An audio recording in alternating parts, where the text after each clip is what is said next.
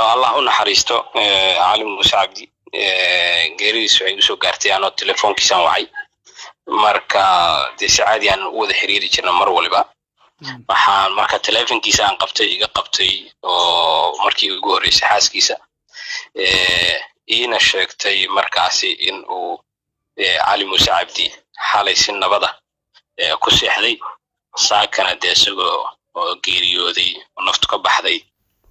waxaa saakay geeriyooday rugcada saxaafadeed cali muuse cabdi oo ka mid ahaa saxafiyiinta ugu caansan Soomaaliya kadib burburkii dowladda dhexe ee Soomaaliya 1991 waxaa ka mid ahaa wariyaashii BBC-da laanteeda af Soomaaliga u fadhiyay magaalada Muqdisho ugu soo warrami jiray.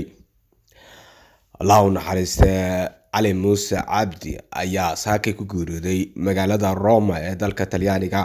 rugcada saxafi cali muuse cabdi ayaa u shaqeyn jiray wakaaladaha wararka BBC-da IFB Reuters Al Arabiya.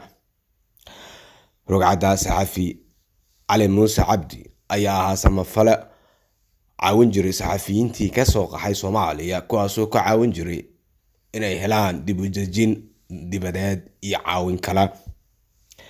Allah u naxariistee cali muuse cabdi ayaa ku hadli jiray luqadaha Soomaaliga, Ingiriiska, Carabiga, Faransiiska, Talyaaniga, Ruushka iyo Amxaariga.